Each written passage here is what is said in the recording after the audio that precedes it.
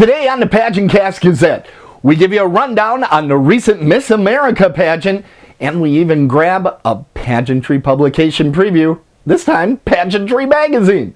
Coming up today on the Gazette.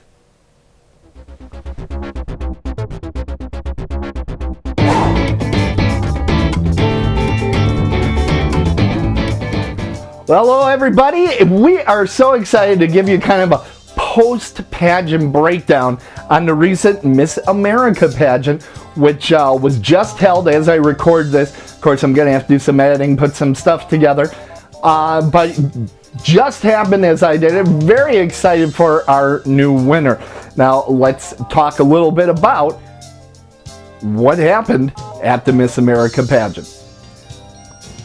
Of course, as always, a lot of buzz during the prelims, and there's a good reason for that. We'll get into that in a moment. But night one of the prelims, we have Miss Oklahoma Alicia Clifton won the talent for her tap dancing to Money Can't Buy Me Love. That meant $2,000 in scholarships. Also picking up $1,000 in scholarships was Miss South Carolina Allie Rogers in the lifestyle and fitness competition.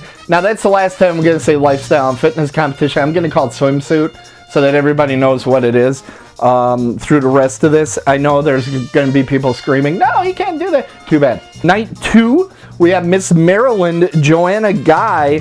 She won for her vocal performance of I Dreamed a Dream. We're also, that again, a $2,000 scholarship for that, a $1,000 scholarship for our swimsuit winner that night, Miss Illinois Megan Irvin, who became a favorite of mine during the competition. Of course, you always go into competition with your favorites, and then there are the ones that you pick up along the way. I liked her. I really grew to love her during the pageant itself. Now, they also gave the Children's Miracle Maker Awards on that second night of prelims, and special awards went to the Miss Alabama organization and the Miss Connecticut organization, but, and you heard this just before her name, Miss South Carolina 2012, Allie Rogers, did the most fundraising of any of the contestants, and she received the award as well.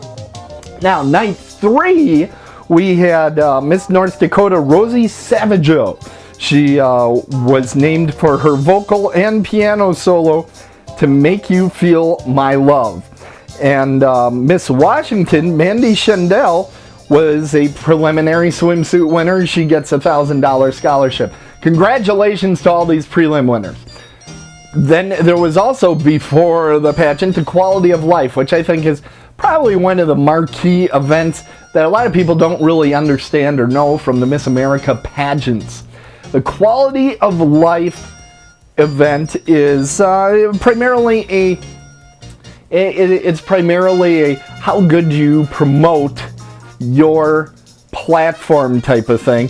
What have you done for appearances? How have you told people about your particular platform? That's what Quality of Life is all about. Now, here are the people that we have. Miss Alabama, Anna Laura Bryan. She was the winner of the Quality of Life. Now, there were also a number of people that were listed in the preliminaries for Quality of Life. Usually, I put together my top 15 by taking the prelim winners and the Quality of Life winners, and we call her a day. Usually, I have Miss America somewhere on that list. In fact, the last time we had somebody that did not win a prelim take away the final crown was in 2005. Here's what the actual top 15 ended up being. Now, this is a mess, by the way, because the top 15 gets 16 of them. I'm wondering if Spinal Tap taught them how to put together a top 15. Oh, this goes up to 16. This is more better. No. Top 15 should have 15. So, of course, Miss America says, hey, let's do 16. That'd be fun. Nobody would see that coming. Yeah, that's right, because we thought that you could count. That was one of those things that we were kind of like, yeah, I think the people at Miss America can count. Apparently they can't. Apparently that's not an issue. So, okay, here's the top 15. First of all, they have the one that they have that it's already not picked by the judges. And that was Miss Montana, the Alexis Weinman. She won the America's Choice. That's the one that everybody's been voting, and on Facebook you keep getting these things, vote for me. That stuff, that's where it ended up. Okay, I always have a problem with these voting things because if the judges don't have them already scoring high, it's kind of pointless because they're just going to be picked off in the next round. But, you know, they want to be more interactive. They think this is something to bring it into the 20th century. Fine. That I didn't have a real big problem with. They've had this for a few years now. And it hasn't disrupted the very fabric of the pageant. Others in the top 15, I remember this is in random order, blah, blah, blah. We had Miss Texas, Danae Couch, Miss Utah, Kara Arnold, Miss Oklahoma, Alicia Clifton, Miss Wyoming, Lexi Madden, Miss South Carolina, Allie Rogers, heard that name a few times already, Miss Tennessee, Chandler Lawson, Miss Alabama, Anna Laura Bryan, oh, that's our Quality of Life winner, Miss Maryland, Joanna Guy, another prelim winner, Miss Illinois, Megan Irvin, get the idea, Miss Indiana, Mary Beth Cox, Miss New York, Mallory Hagan, I should learn how to say that name better, Miss Florida, Laura McKeeman, Miss Kentucky, Jessica Casbolt, and Miss Iowa, Mariah Carey, which I thought she was still promoting her Christmas album. Apparently, she was a lovely girl. I'm sure she's heard that joke once or twice before. I don't think I offended her too badly. If I did, sorry. Then they said, hey, okay, we're going to add to the top 15 because, again, we can't count. So they had all the judges huddle up and they got to pick a 16th member of the top 15. Okay, so they all huddled up during the commercials and whoever talked the loudest probably won.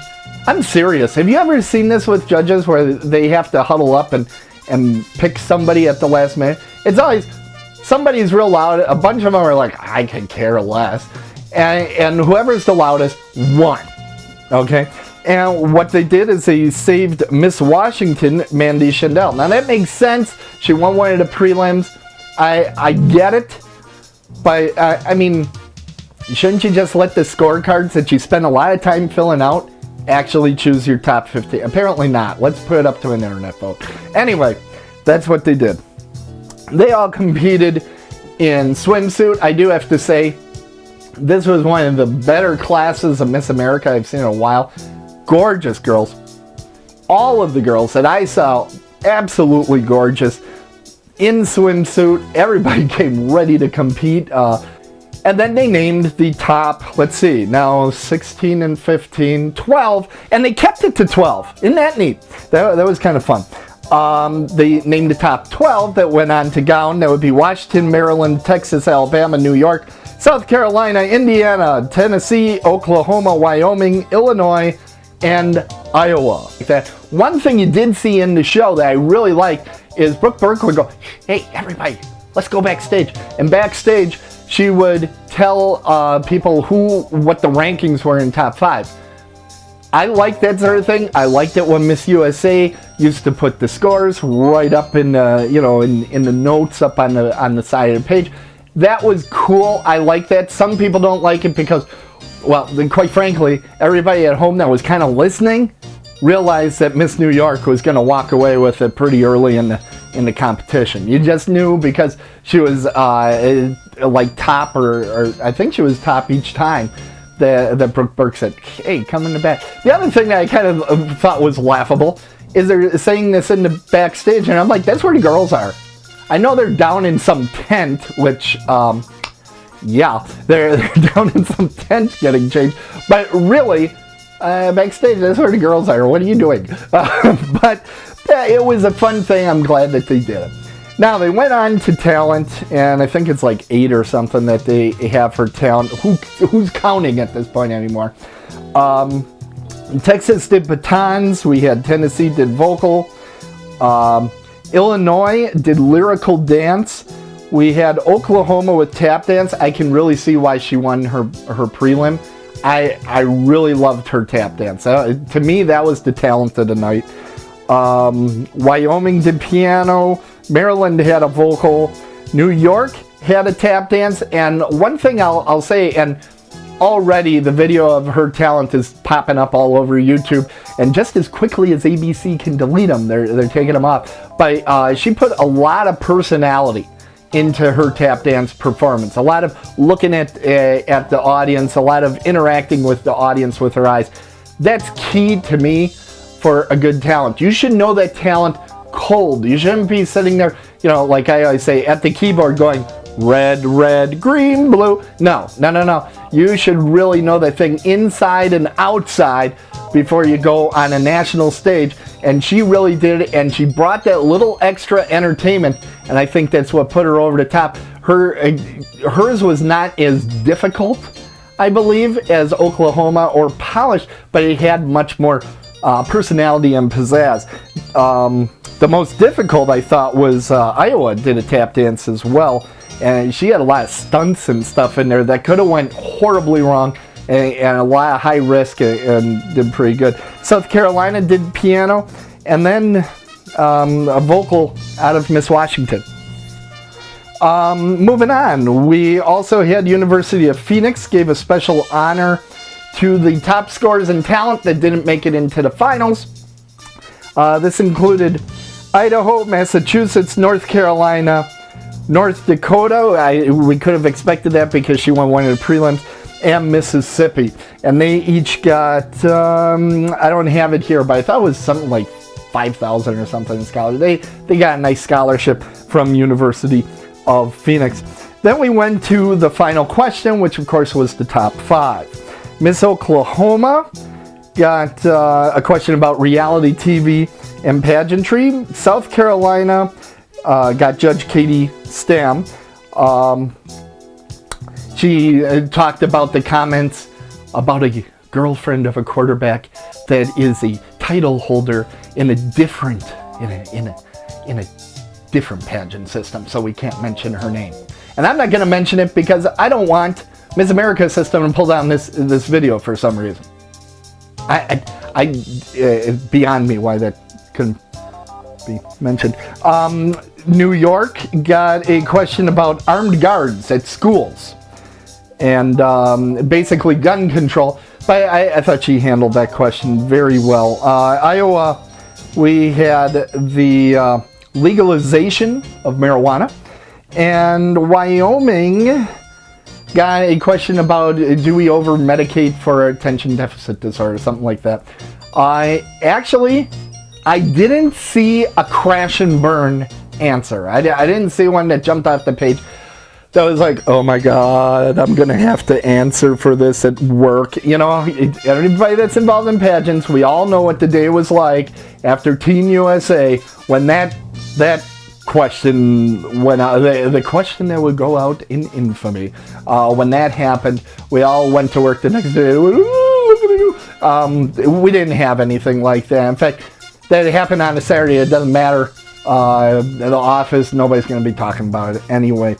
What were our final results? Well, we had Iowa in fourth runner-up. Third runner-up was Wyoming. Second runner-up was Oklahoma. First runner-up was South Carolina. And our new Miss America is Mallory Hagan, Miss America 2013. Some overreaching comments. Number one, beautiful young lady. I think she's going to be a great representative for Miss America system. Number two, probably the best Miss America pageant they've had in a long time. As much as I complain about the judges adding that 16th member of the top 15, really, that's about the least ridiculous stunt they've done in recent years. The only real embarrassing part of the show this time was Brooke Burke trying to get all the girls in gowns to do some sort of exercise maneuver. I don't think Brooke thought that up. I think some producer said, here's a way we can shamelessly plug, and that is something I'm going to mention. I read the Miss America fans on the boards screaming every time Miss USA has that little section, and it's like 2 minutes in their show, in the Miss USA or Miss Universe, where it's kind of a travelogue with the girls showing off the various sponsors. And oh, what a sellout. Trump is so horrible, so awful. You know what? I didn't do it this year. I might do it out of spite and anger. I might count how many times Amway and Catalina are talked about in the Miss America pageant, because literally I think I would have had to sharpen the pencil beforehand. Let's just say that. It was a lot. And then, oh, hey, why don't you plug The Bachelor? Hey, yeah, I'll bring up The Bachelor. Oh, Brooke Burke, hey, you have a special DVD coming out. Are you serious? Are you kidding me? There was a lot of product placement. Now, I understand they need it, because if you looked at the credits, and I always look for this, at the end of the credits, you can read quite legibly there. It says something to the effect of, the following presentation was brought to you and paid for by the Miss America organization. Basically, they bought a very large infomercial on ABC. Okay, so I understand the product placement. And don't get me wrong, you should support all the sponsors. You should do all of that good stuff. But it is nauseating when I see the Miss America fans jump on the boards. I didn't see a whole lot of that coming the other direction. I'm just saying, maybe I'm not looking at the right boards. That could be. Moving on to Laura Kepler. Excellent job as Miss America. Did a great job. She was very regal throughout her reign. And she left as a true class act. Beautiful. Thank God she had waterproof mascara on or something. There was no return to the raccoon. It was very nice to see, and she was just spot on perfect throughout the pageant, and really throughout her reign. I don't remember there being any big mistakes or missteps, and she was a memorable title holder. I'm very excited about all of that. So all in all, an excellent pageant. Miss America should be very proud of this year's presentation. It was a lot of fun, and I can't wait. I'm already getting ready for next year. I hope you are too, and I hope you spend the whole year following us here on the PageantCast. You can go to PageantCast.com. There's my product placement right here. Go to PageantCast.com. Check us out. We'd love to have you join us. We're going to have some Miss America folks, as well as all the different pageant systems. And let me tell you, there's a ton of them. I could not possibly cover all of the pageant systems, but we are, as we do after every major pageant, anyone in the top finalists that would like to come on the PageantCast, give us a whistle, and we'll try to book you. We'll try to get you here on the PageantCast. Okay, I'm going to sign off, and we're going to go to another article here on the Gazette.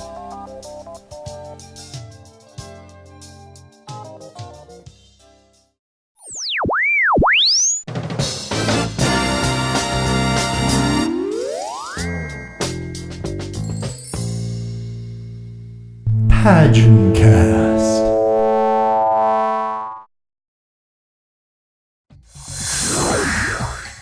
Pageant Publication Preview.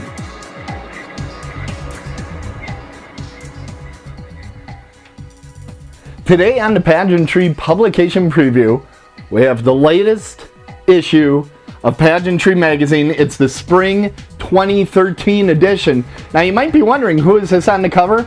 I don't know, but she's also on the Blush Prom advertisement a couple of inches in. I do not know if that is on purpose that they did that, but it's a Blush Prom picture on the front. However, not a whole lot of prom. I know that pageantry goes back and forth between prom and pageants. Very much a pageant-oriented issue, so if you're interested in pageantry and not particularly prom, this is a good issue to pick up. There's a great letter from our friend Michelle Field in the Socially Speaking area, and I do encourage those of you that want to get a name for yourself in pageants, use a Pageantry Magazine in that way, Send them Facebook things. Tell them what you like and don't like in their articles. They're always looking for that. Olivia Culpo making Miss Universe actually happened in time to make this edition. There is an article, a short one, but an article about Olivia Culpo as our next Miss Universe. That's very cool. Now, obviously, if you're a follower of the Pageantry Magazine podcast, you probably figured there is that interview with Laura Kapler, our Miss America that just gave up her crown. That is in this edition of Pageantry Magazine. We have the usual great submitted photos that they have, those spreads with celebrities and other pageant personalities. There is an entire rundown on the Miss American Teenager and NAM, National American Miss, and American Natural Beauties, all in this edition, along with an article primarily about her platform with Sarah Basie, Mrs. International 2012, who we're hoping to have on the show real soon. A lot of pageants, not much prom. It'd be a good ad to your pageantry publication library.